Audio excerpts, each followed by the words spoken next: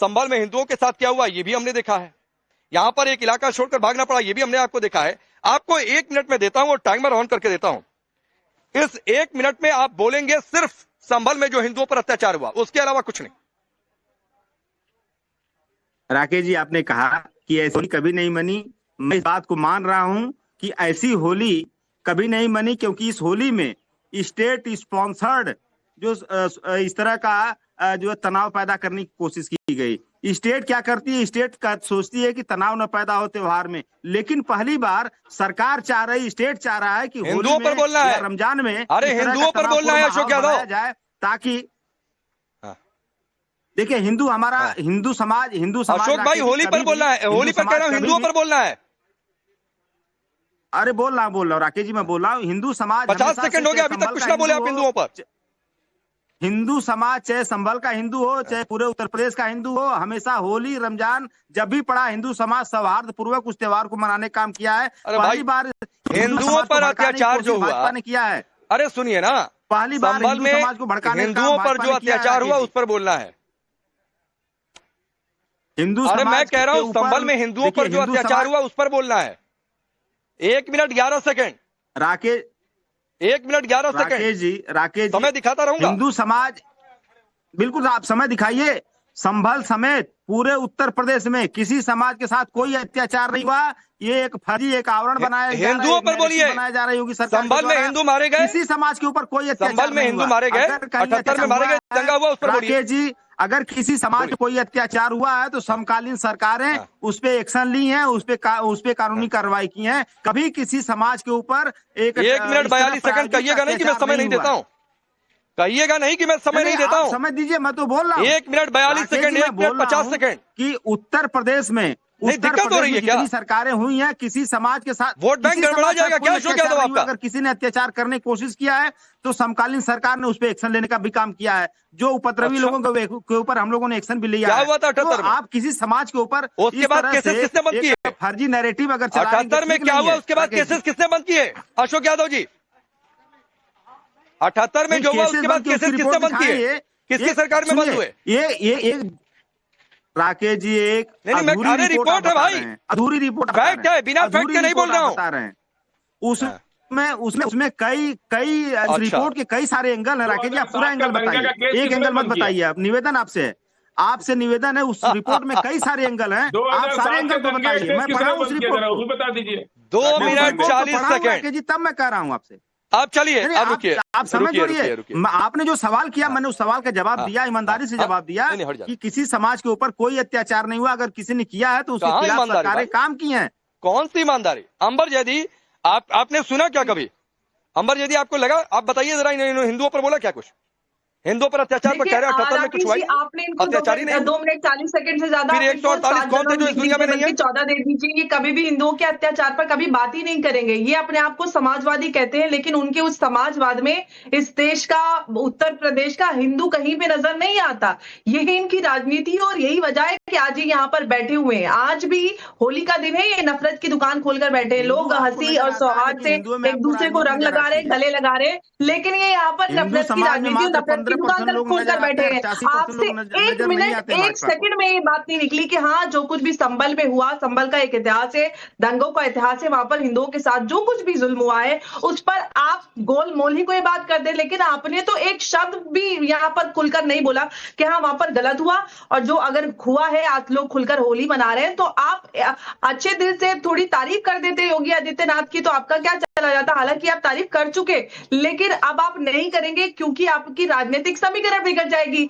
लेकिन आपकी उस राजनीति में अफसोस की बात है कि हिंदू नहीं आते, ये समाजवादी हो या फिर ये नफरत मोहब्बत की दुकान चलाने वाले हो। ना ही समाजवाद में हिंदू आते हैं, ना मोहब्बत की दुकान में हिंदुओं के लिए कुछ मिलता है। आप इस देश में समाज में नफरत फैलाकर अपनी कुर्सी वापस लाना चाहते हैं। देश की जनता ने आप लोगों की राजनीति को डिस्कार्ड कर दिया है। आज की भारत की जनता जागरूक है, वो अपने अधिकारों को नहीं, अलबत्ता तो धमकी दी जाती है।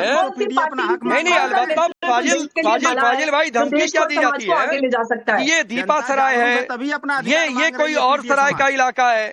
जानते हो कि नहीं जानते हो? देखिए, हर इलाके के लोग कह रहे हैं भाई ये सब नहीं चलेगा। संभल में शांति चलेगी। संभल के आम लोग शांति चाहते हैं, और यही होगा संभल में।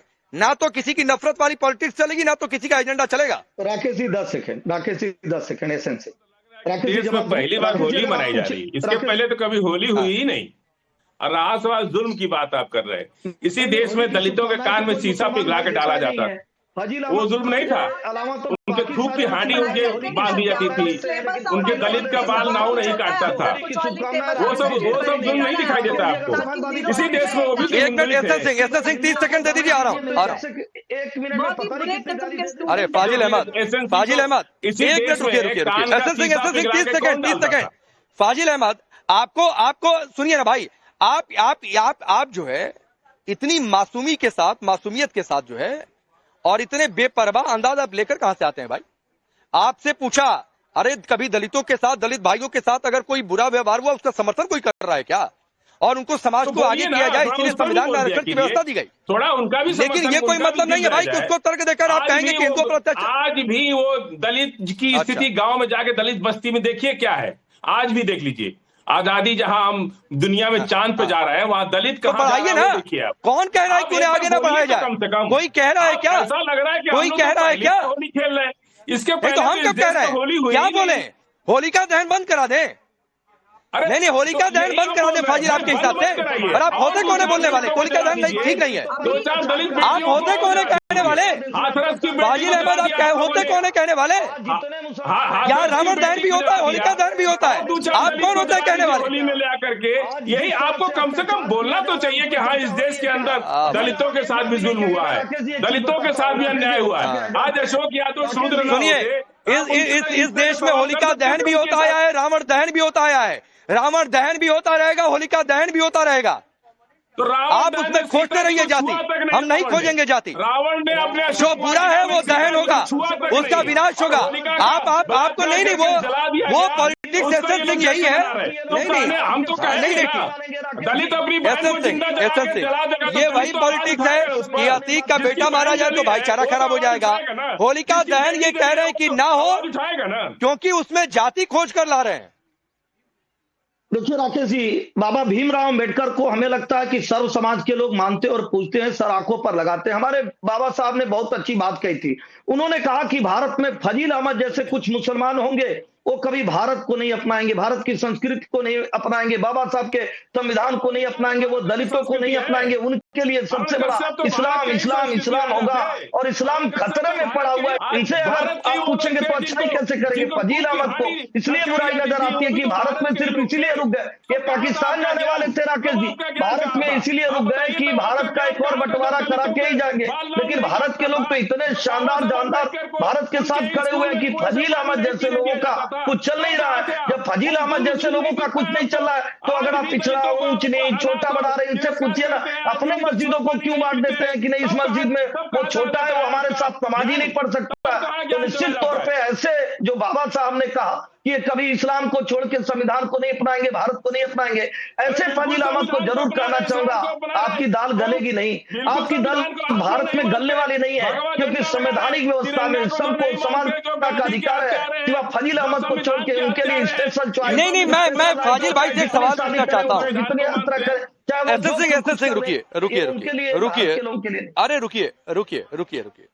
फाजिल अहमद आपने होलिका दहन पर क्या कभी आपके अपने समुदाय में मुस्लिम बहनों के साथ, महिलाओं के साथ क्या होता है उस पर जुबान इतनी लंबी चौड़ी आपकी सिल क्यों जाती है?